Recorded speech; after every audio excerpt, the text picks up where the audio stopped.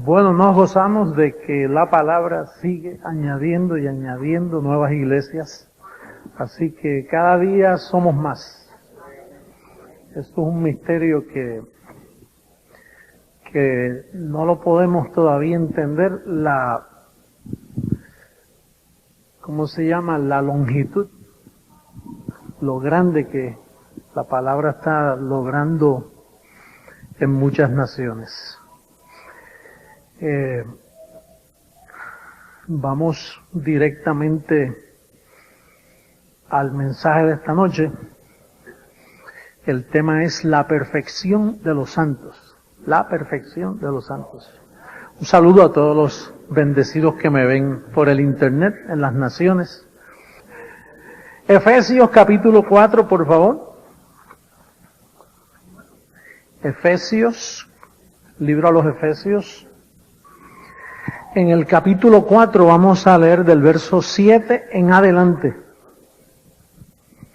Cuando lo tengan, podemos decimos aleluya. No. Decimos Abba Padre. Dice el verso 7, pero a cada uno de nosotros fue dada la gracia conforme a la medida del don de Cristo. Oye, ¿qué gracia se nos dio? No es la medida del apóstol Pablo, no es la medida de María, no es la medida de un hombre, sino que a cada uno individual se nos da la gracia conforme a la medida del don de Cristo. Por eso es que cada semilla da fruto por su género. Así que si se te dio esa gracia, la verdad que tú estás bien agraciado, estás bien lleno de gracia. A nosotros, a veces en algunos lugares, las personas que no nos entienden, dicen que nosotros somos creciendo en desgracia. Pero lo hacen porque están sentiditos, están molestos y nos dicen así. Pero es al contrario, nosotros, la gracia que tenemos es a la medida del don de Cristo. Es una buena gracia esa. Así que cuando te pregunten de qué gracia ustedes hablan, dile, yo hablo de la gracia de la medida, la misma medida de Cristo es la que está en mi espíritu. Así que verdaderamente estamos completos, ¿no? Una buena medida de gracia. Y dice, por lo cual dice, subiendo a lo alto llevó cautiva la cautividad y dio dones a los hombres. Fíjate, la cautividad estaba en pie desde Adán hasta que Cristo murió en la cruz del Calvario. Nadie era libre, había cautividad y nadie tenía dones. Lo que habían eran unos llamados que ellos ejercían, pero no dones, porque los dones tuvieron lugar cuando se llevó cautivo la cautividad. Ahora, esos dones no los da la iglesia, no los da un seminario donde tú vas a estudiar.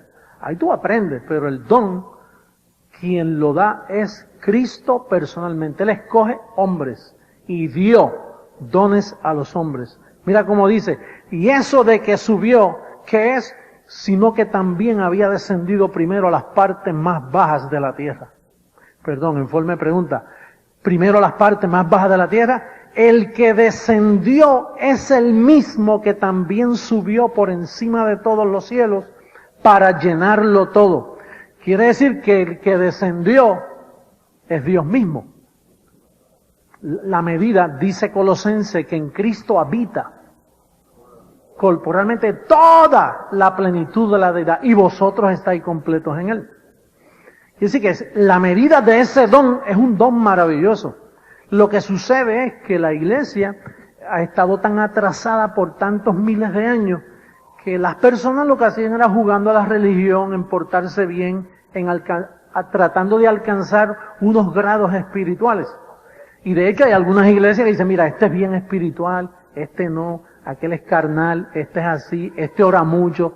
No, Él te dio el don a la medida de Él. Todos nosotros estamos completos en espíritu, no nos falta nada. La medida de Él es buena, diga es buena esa medida. Dice, verso 11, Y él mismo constituyó a unos apóstoles. Los apóstoles no se hacen. Usted sabe que a veces hay personas por ahí que de momento pues se llaman apóstoles. Y dice que él mismo es el que escoge eso, desde el cielo él los escoge.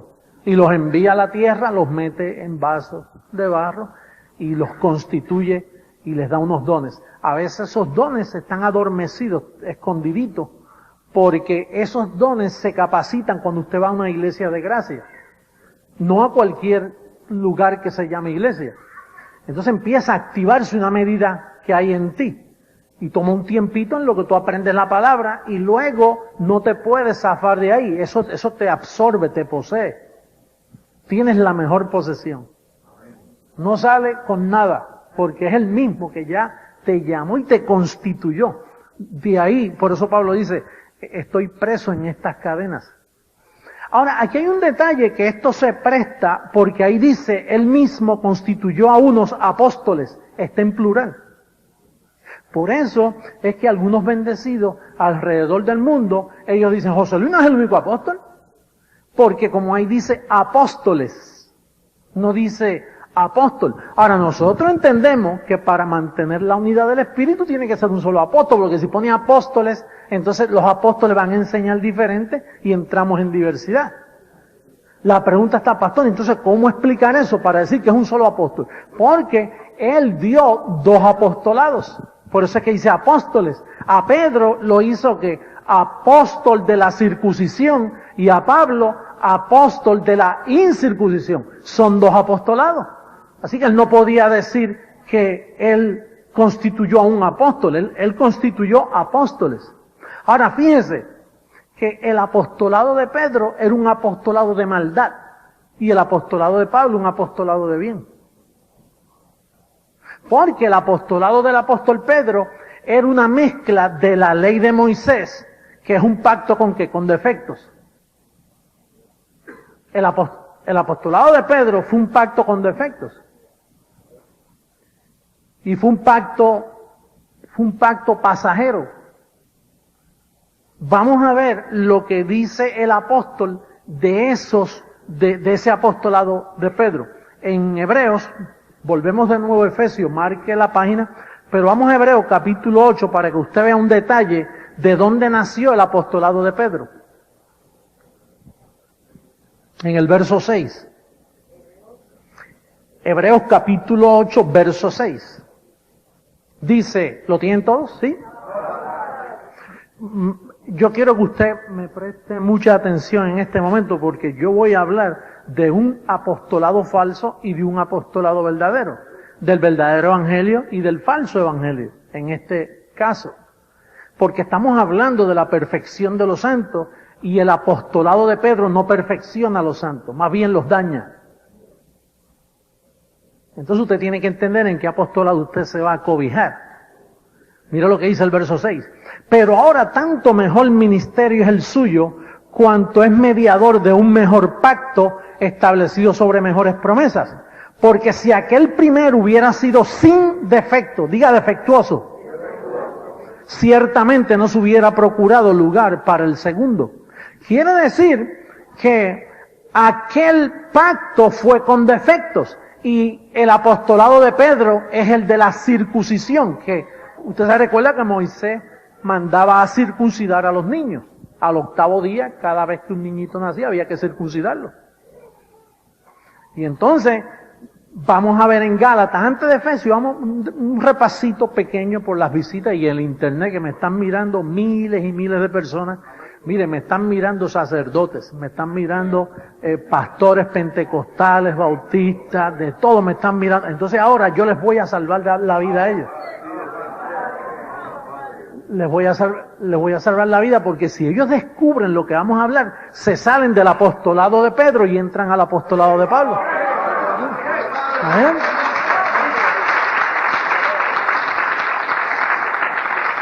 En Gálatas capítulo 2, en el verso 7, habla de estos dos apostolados. Por eso es que Pablo dijo que él mismo constituyó apóstoles, porque él constituye apóstoles buenos y malos. Igual que él constituyó al diablo, él fue quien lo creó. Y él hace el bien y el mal. Dios es el gobernador de ambas cosas. Ahora fíjense lo que dice aquí en el verso 7. Antes, por el contrario, como vieron que me había sido encomendado el evangelio de la incircuncisión, como a Pedro, ¿el de qué? Diga, dos evangelios. Hay un verdadero evangelio y hay un falso evangelio. El de la incircuncisión es para nosotros los gentiles. El de la circuncisión es, o fue, para los judíos. Entonces son dos apostolados. Ahora, hay que ver la conducta de Pedro en su apostolado. Mire lo que dice en el capítulo 2, en el verso 14. Mira lo que dice. Bueno, el verso 11 primero dice que el líder de la incircuncisión reprendió al líder de la circuncisión. O sea, Pablo reprende a Pedro. En el verso 11 le dice, pero cuando Pedro vino a Antioquía, le resistí cara a cara porque era de qué. Quiere decir que Pablo viene y dice, miren hermano, a mí se me dio el evangelio de la incircuncisión y a Pedro el de la circuncisión. Pero entonces aparece ya reprendiéndolo. Dice, tú estás de condenar, Pedro. Y alguien diría, imagínate que Pedro le dijera, pero Pablo, si ahora mismo tú dices que Dios me dio el evangelio de la circuncisión, dice, pues quédate con los judíos, porque la circuncisión es para los judíos. Eso es de Moisés. Eso fue un pacto defectuoso. A los gentiles no les traigas esto. Por eso fue que Jesús en los días de su carne le decía a los apóstoles, por camino de gentiles no vayáis. No lleven esto a los gentiles, que esto es para ustedes, los judíos. Pero entonces en el verso 14, Pedro no le hace caso. Mira lo que dice el verso 14. Dice, pero cuando vi que no andaban rectamente conforme a la verdad del evangelio. Diga del evangelio. El evangelio es la incircuncisión, que es donde tú estás cobijado ahora mismo. La garantía de que tú andas en la verdad, que no estás en un ministerio de mentira, de que no estás en un apostolado falso. Es ese. Mira cómo dice, pero cuando vi que no andaban rectamente conforme a la verdad del evangelio, dije a Pedro, delante de todo, si tú siendo judío, vives como los gentiles y no como judíos, ¿por qué obligas a los gentiles a judaizar? ¿Qué hacía Pedro que obligaba a nosotros los gentiles a qué? Pues usted sabe que Pedro estaba mal porque el evangelio de él era de circuncisión para los judíos. El evangelio de Pablo era para nosotros los gentiles. Y entonces, ¿qué pasa? Que cuando Pablo va a Roma, comienza porque estaban los gentiles. Los romanos no eran judíos, eran gentiles. Y entonces, pues Pablo dijo, este es el territorio mío. Pedro, no te metas en Roma. Es territorio mío. El evangelio de la circuncisión, yo quiero llevarlo a Roma. Pero cuando se puso a hablarlo, ahí Pedro entonces maquinó, no conviene que este hombre viva. Entonces, la historia, diga la historia. Oye, los que nos están viendo por internet van a entender la historia. La historia dice que Pablo, su deber era ir a donde a los gentiles con el evangelio de la incircuncisión. Pero entonces vino Pedro y los apóstoles buscaron la forma de matarlo. Y entonces, ¿quién fue el primer papa? Pedro. ¿Y qué hizo Pedro? Pablo le dijo, mira, tú estás de condenar, no me traiga la circuncisión a los gentiles. Pero Pedro persistió. Por eso es que Pedro es malo. Pedro fue desobediente. Yo tengo que identificar a Pedro a las naciones, porque si el Papa me está oyendo, mira, yo no sabía eso. Déjame salir del falso evangelio. ¿Ah? Miren,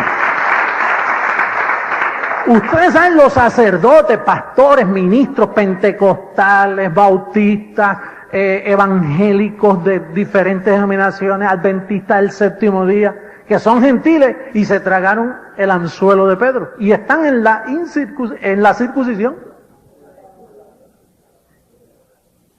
Mire, Pedro fue malo desde un principio. Dios escogió 11 apóstoles para la circuncisión, para la maldad, porque es un pacto con defecto. Pastor, usted dice eso de Pedro. Mira, no se lo dije a nadie, pero yo se lo voy a decir a la gente del internet. Oye esto. ¿Ustedes se recuerdan que Pedro hacía muchos milagros? ¿Ah? ¿Verdad? Que sacaba demonios y hacía milagros. Pues tú sabes lo que dijo Jesús de esos apóstoles. Dice, en aquel día muchos me dirán en tu nombre, echamos fuera demonios, sacamos, y os diré, nunca os conocí, hacedores de maldad. Hacedores de maldad.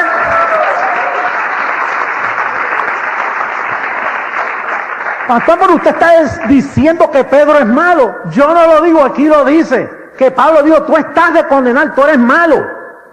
No le hagas daño a las naciones, deja eso aquí en Jerusalén. Pedro, mire, Pedro fue malo y yo tengo las evidencias, yo no estoy mintiendo, tú y yo. Mire, cualquier amador de verdad que me esté viendo por el internet, que sea honesto. Porque Pablo, cuando tú oyes la verdad y no lo obedeces, Pablo dice, esto le sirven a sus vientres, no aman a Jesucristo. Pero el que ama de verdad a Jesucristo y me está escuchando, dice, mira, si él está diciendo la verdad. Pablo tuvo que reprender a Pedro. Hermano, esto es historia lo que estamos hablando. Esto es histórico. Usted no ve que hasta estos días la iglesia ha sido engañada. Hasta este día la iglesia ha sido engañada. Tú y yo estamos despertando ahora, viendo el daño de Pedro. Usted sabe que hay un detalle de la vida de Jesús en los días de su carne que dice que él no se le halló engaño en su boca. ¿Verdad que sí? O sea, ¿qué significa eso? Que lo que él hablaba era ¿qué? ¿Verdad? Ah, y él dijo, de cierto os digo que de cada palabra ociosa, cada palabra neutro, que digan los hombres, darán cuenta en el día delante de los ángeles. En otras palabras, él comparó a aquella gente como los muchachos que se van a las plazas, así lo dice la Biblia, que hablan cosas necias, mira, y hablan boberías y boberías. Dice, pues cada palabra que sale de la boca, así que él se aplicó eso a él, porque él nunca habló una palabra corrompida. Quiere decir que cuando él un día le dijo a Pedro, Pedro, apártate de mí, Satanás.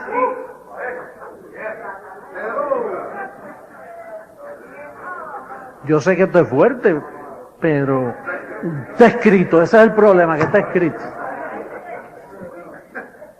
Usted no sabe que el papado romano, o sea, la identidad que tomó lugar en Roma a través de Pedro, había maldad en Pedro. O sea, Pedro lo hizo con toda alevosía, con todo propósito de dañar a los gentiles.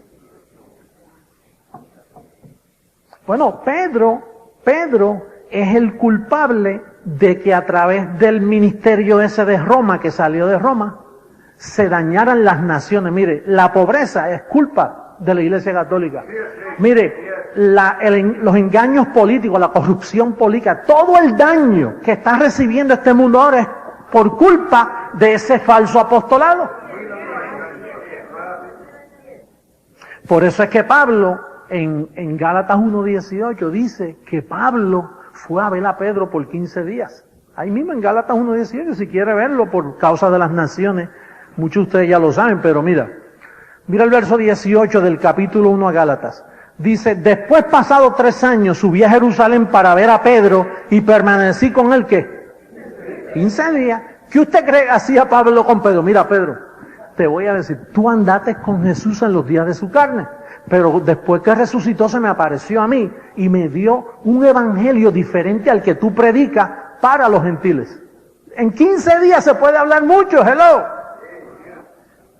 Y entonces después pasan 14 años y ya Pablo no aguantaba más. Pablo dice, tengo que defender mi ministerio. Si este bandido no respeta, yo que estuve 15 días allí se lo advertí.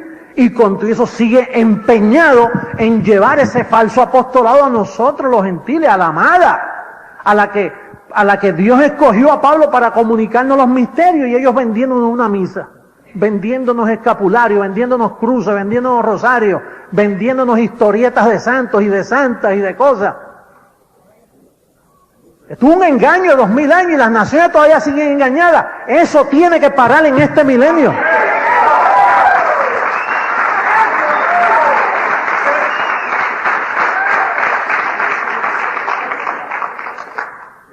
Esto me trae persecución a mí, ¿verdad que sí? Y ahora más que me ven por el internet, voy a tener que poner una careta ahora aquí para que no me conozcan en los aeropuertos. No, es que ellos a mí no me van a poder tocar aunque lo planifiquen.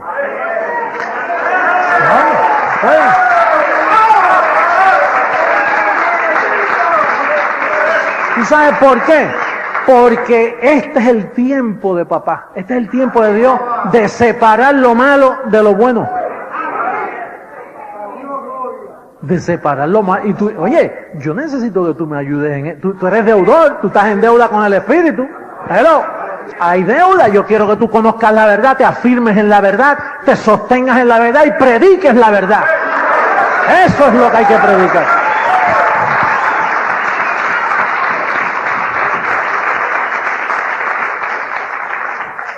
Dos apostolados, dos evangelios.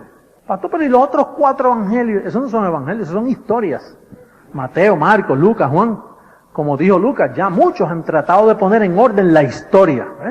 Lucas, el libro de Lucas, no es. Usted no está supuesto a decir, busquemos el santo evangelio según San Lucas. No, porque Lucas dice, Lucas mismo, si estuviera vivo, te decía, mira, eso no es ningún evangelio, eso es una historia que yo escribí, de las cosas que yo investigué.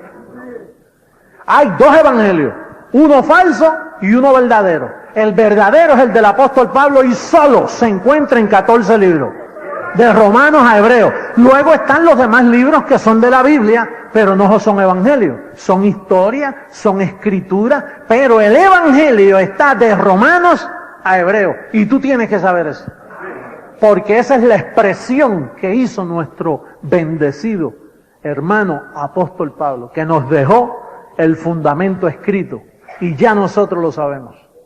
Todos estuvimos engañados. ¿Y tú sabes qué? Yo también estuve engañado muchísimos años. Porque Dios escogió a 11 apóstoles de maldad. Pastor, usted está diciendo que los apóstoles eran malos. Todos eran malos. Fíjese si eran malos. Que la Biblia dice que cuando Cristo murió, el apóstol de la incircuncisión Pablo dice, Cristo murió de una vez y quitó el pecado para siempre. ¿Para qué Cristo murió? ¿Para quitar qué? El pecado del medio, ¿verdad? Lo sacó del medio para siempre. Ahora Juan viene y dice, hermanos, si alguno ha pecado, abogado tenemos con el Padre. Entonces, tan pronto Juan dice, si alguno ha pecado, ¿tú sabes lo que está haciendo Juan? Tirando por el piso todo el propósito de Cristo haber muerto en la cruz del Calvario. Porque sí que Juan era más malo que Pedro. Y Santiago dicen, hermanos, ya veis que el hombre no es justificado solamente por la fe, sino por las obras también. Y Pablo dice, hermano, concluimos pues que el hombre es justificado por fe sin las obras. Y Santiago dice, no, es por fe pero por obra. No. Entonces Romanos 11:6 hay que borrarlo, que dice que si es por fe ya no es por obra. De otra manera la fe ya no es fe. Y si es por obra ya no es por fe. De otra manera la obra ya no es obra. Así que Santiago era otro bandido más, que era hermano de Jesús también. Cuando él sigue hablando de esos apóstoles, los va a matar a todos. No, es que tengo el llamado de identificarlo. Tengo el llamado de identificarlo.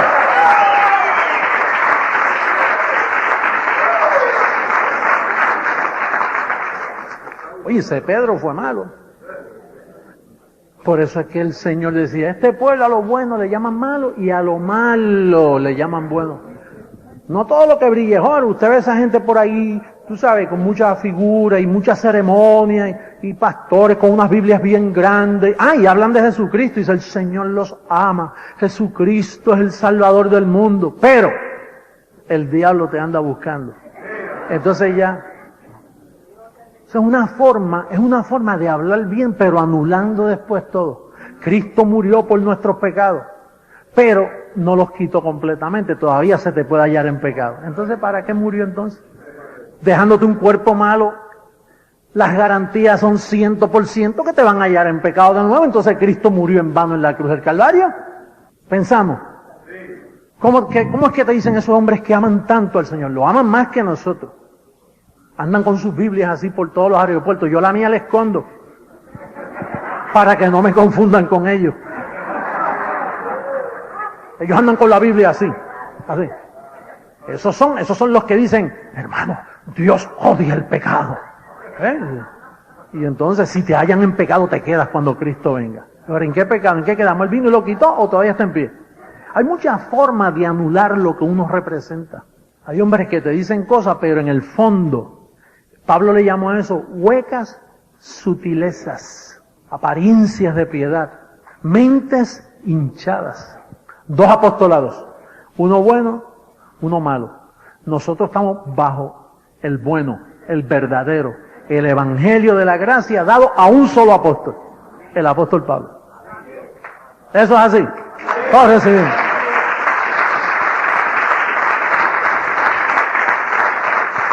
Bueno, vamos a seguir leyendo el verso 11 de Efesios, libro de los Efesios, capítulo 4, verso 11. Dice, Él mismo constituyó a unos apóstoles, a otros profetas, a otros evangelistas, a otros pastores y maestros, a fin de perfeccionar a los santos para la obra del ministerio, para la edificación del cuerpo de Cristo, hasta que todos lleguemos a la unidad de la fe y del conocimiento del Hijo de Dios, a un varón perfecto, a la medida de la estatura de la plenitud de Cristo. Entonces, el propósito era de la edificación del cuerpo de Cristo. Ahora, déjame preguntarte, bendecido, te voy a poner a pensar de nuevo. Te voy a poner a pensar. Si Él constituyó el apostolado de la incircuncisión para edificar el cuerpo de Cristo, y el que hacía ese trabajo estaba supuesto a ser Pablo y lo mataron en Roma, entonces, ¿dónde estaba el cuerpo de Cristo? Pedro no pudo levantar el cuerpo de Cristo porque Pedro era circuncisión y la ley nada perfeccionó. Él representaba la ley. De hecho, la misa es una fotocopia de lo que hacían los judíos en el desierto. Entonces, ¿dónde está el cuerpo de Cristo? Dice, para la edificación. Y el edificador no había aparecido todavía hasta el 1986. Comenzó, cuando este ministerio comenzó, ahí comenzó el cuerpo de Cristo en la iglesia. Ahí comenzó.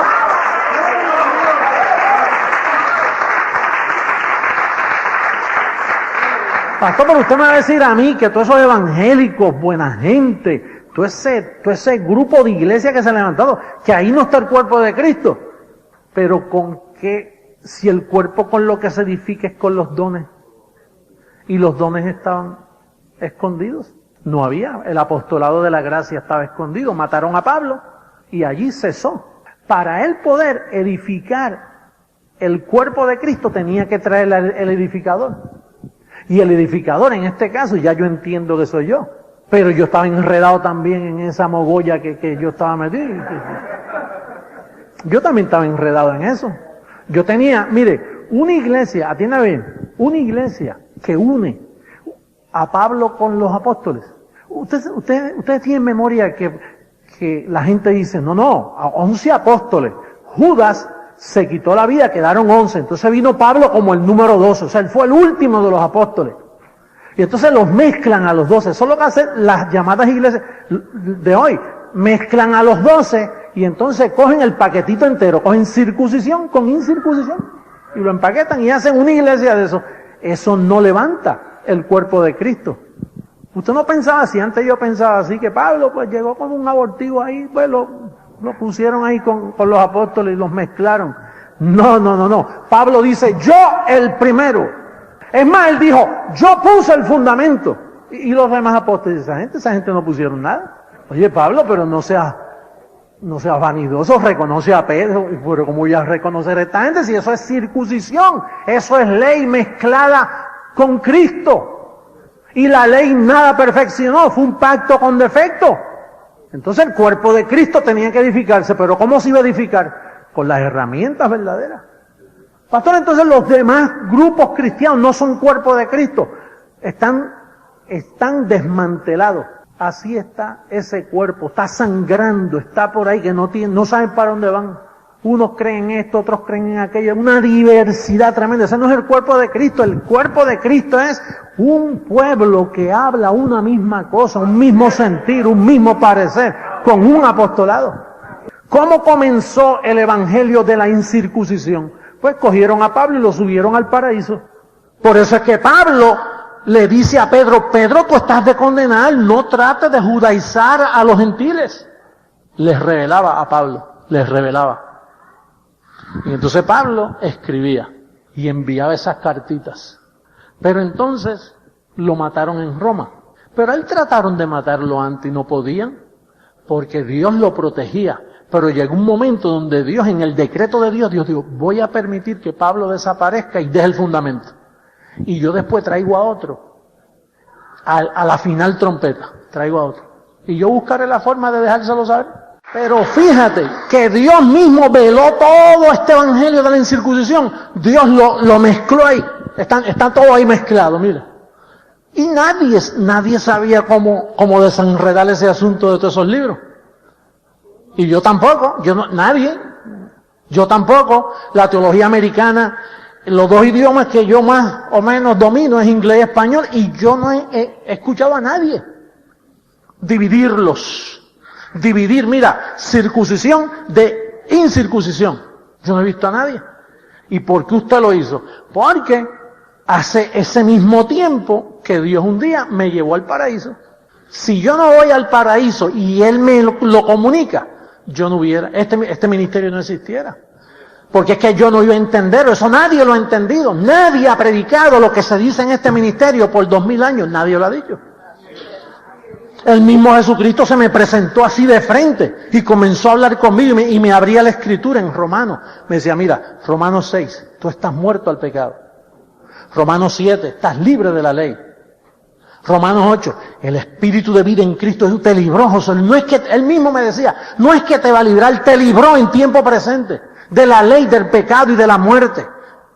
Tú estás salvo para siempre, José Luis. Él mismo me lo decía. Y tan pronto eso sucedió, imagínate qué maravilla que yo estoy metido en un sistema que está mezclado con los dos evangelios, circuncisión e incircuncisión. Y tan pronto yo me levanto al otro día, yo me levanto diciendo, yo estoy salvo para siempre. Yo estoy libre del pecado. Yo soy impecable, no se me puede hallar en pecado. Aunque peque, no se me puede hallar en pecado porque no estoy bajo la ley. La ley te halla en pecado, pero la gracia te cobija y no se te puede hallar en pecado aunque peque. Naturalmente tiene sus consecuencias y hacer lo malo, ¿no? Como hemos dicho y repetido. Pero desde ese día, y yo comencé a hacer dibujitos de las piernitas esas. ¿Dónde están las piernitas? Bueno, están por allá. Las piernitas, que la palabra corra. Y empecé a hacer casetitos, yo me encerraba en un cuarto y comenzaba, como yo no tenía audiencia, yo no tenía nadie creía en mí. Pues yo me encerraba en un cuarto y empezaba a hablar como si estuviera hablando con mucha gente. Y me ponía a explicar así, hacía un casetito y le hacía copia y empezaba a enviarlo para un lado, para otro, así. Y los que me oían, que se convencían, decían, oye, eso es verdad. Y ustedes, los que me conocen hace tiempo, se recuerdan que yo grababa un oído enfermo. La iglesia enferma. Yo tenía temas que decía santos cansados, porque así era que yo estaba cansado. Y yo escribía también y los ponía en casetito y los ponía a correr yo mismo haciendo copia, mira, de una grabadora a otra ahí. Y me compraba otra grabadora y hacía 2, 3, porque no existían las duplicadoras de cassette, no existían para ese tiempo. Y yo pues hacía todos los que podía. Entonces me ganaba 10 personas y los tenía contentos. Y a los 5 días me llamaban y me decían, oye José Luis, tú no estarás en un falso evangelio, porque Gálatas dice que si alguien os predica otro evangelio, sea anatema. Y decía, no, en ese es que tú estabas. Yo te estoy tratando de sacar de ese. El verdadero es el de Pablo.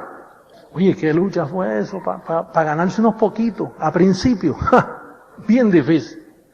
Hasta que el ángel del Señor se me apareció en Guaynabo y me dice, múdate a Miami. En maletas.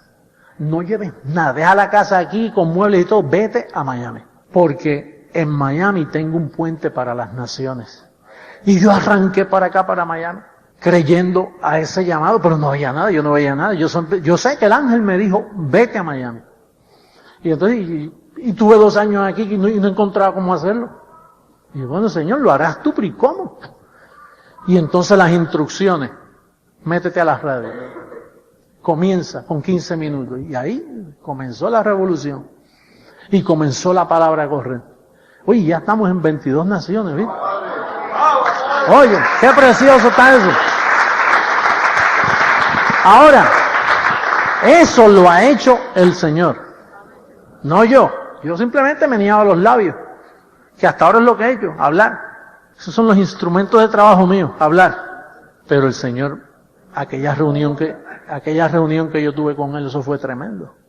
Y después se me apareció por segunda vez se me aparecieron 2 ángeles, altos así, fornidos, y me dijeron, ven que el Rey de Reyes y Señor de Señores viene a ungirte para el ministerio, años después. Y entonces yo le pregunté a los ángeles, ¿eso duele? Porque ungirte, y yo, ¿y padre, qué será eso? Y yo no sé por qué yo le pregunté que si eso dolía. Y no me contestaron, porque ellos no contestan preguntas necias, tú sabes. Y entonces de momento, el mismo personaje que años atrás me había revelado, Jesucristo mismo, de momento viene hacia mí. No le veo la cara, lo que veo son como unas cosas así de fuego que le tapaban la cara. Y viene y se me acerca así y coge la mano y me dice, te unjo para el ministerio, vete a las naciones. Y no existían ni 30 miembros en la iglesia, te unjo para el ministerio. Y ahí fue que yo vine y me mudé aquí. Y 2 años espera, Dios mío, ¿cómo lo hago? ¿Cómo va a hacer esto? Porque no había patrones, tú no ves que nadie había trabajado como yo lo he hecho, no había patrones, yo no podía aprender de nadie porque el sistema está corrompido, el sistema está leudado, todas las iglesias están dañadas, todas. Y si usan a Pedro como enseñanza, no son iglesias, son sinagogas, porque Pedro es de la circuncisión, no se puede llamar iglesia. Antes yo hablaba de esto y la gente me decía, José Luis, nosotros te conocemos porque tú tienes muy buen entusiasmo, pero ahora puedo hablar porque tengo las cartas, tengo las evidencias que son todos ustedes y todas las naciones.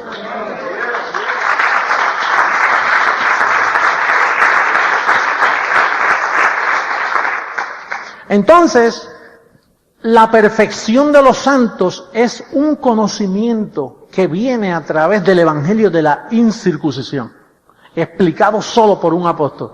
El apóstol Pablo pone el fundamento y el edificador lo explica. Y eso te perfecciona. ¿Cuántos años tú estuviste en una iglesia donde no te presentaron perfecto? Nunca yo escuché a nadie decir, con una sola ofrenda hizo perfectos para siempre. Porque el propósito de estos dones es perfeccionar a los santos para la obra del ministerio. Ese es el propósito. Ahora fíjate, mira lo que dice en Efesios, vamos a terminar ya. En Efesios 13, bueno, el 12, vamos a repetir el 12 y el 13. A fin de perfeccionar a los santos para la obra del ministerio. ¿Qué ministerio? ¿El de la circuncisión o el de la incircuncisión? El ministerio de la gracia. Para la edificación del cuerpo de Cristo. Fíjate que esto era profético hasta estos días. Ahora es que el cuerpo de Cristo se está levantando. Fíjate lo que dice. Hasta que todos lleguemos a la unidad de la fe.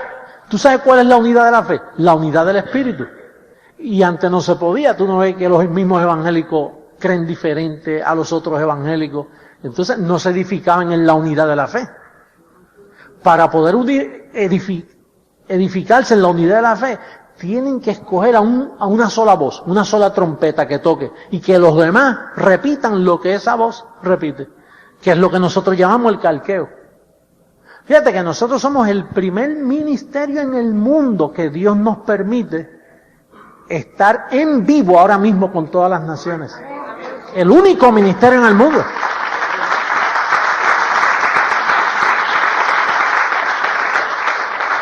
De habla hispana.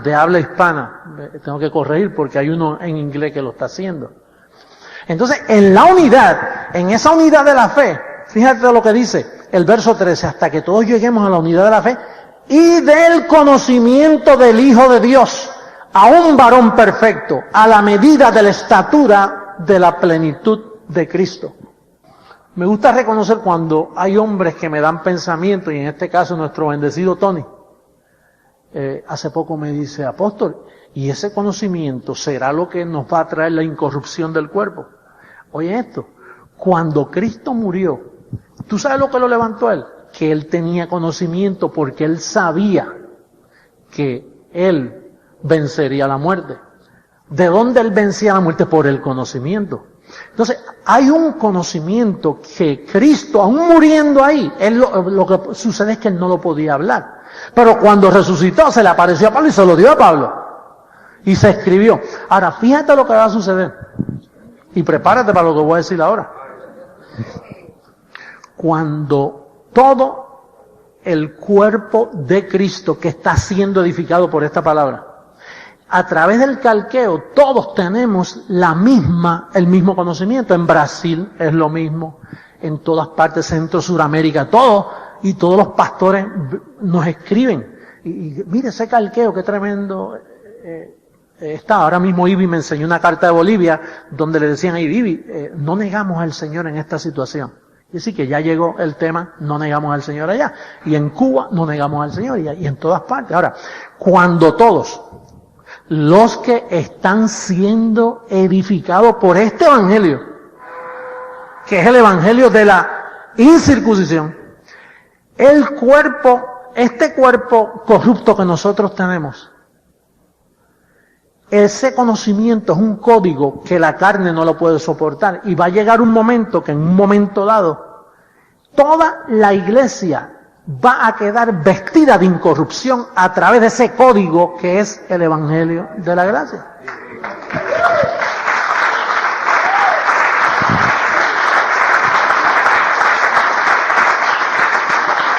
Oye, pero ahí dice todos, no dice alguno. Ahí no dice los hermanos más ungidos que oran mucho y que doblan muchas rodillas. No, es todo, porque el conocimiento no hace acepción de personas. Cuando tú eres edificado, aquí más nadie es espiritual más que nadie, porque el conocimiento evita que llegue la competencia humana de que yo soy más que tú y tú más que yo. Eso existe en el sistema, ¿lo ves? Que están los hermanitos unidos, los que pasan al frente y oran, o los que vienen el sábado cuando el pastor dice, hermano, el sábado vamos en ayuno y oración, los que puedan venir porque las cosas están malas, Satanás se está quedando con la iglesia, ¿ves? Ese tipo de corrupción, ese tipo de plática corrupta, de conocimiento corrupto, pues allá pues se van algunos y otros están fríos y otros, ese lenguaje juanino, porque cuando no eres frío ni caliente, eso no es, eso es circuncisión. Eso viene de Moisés. ¿Te recuerdas que Moisés alzaba la mano y ganaba el pueblo? Se le bajaba la mano y perdía el pueblo de Dios. Y venía otro y le levantaba la mano y empezaba a ganar el pueblo. Allá es competencia. Aquí no es eso. Aquí todos estamos completos y perfectos sin que nos haga falta nada. Aquí la competencia viene del Señor.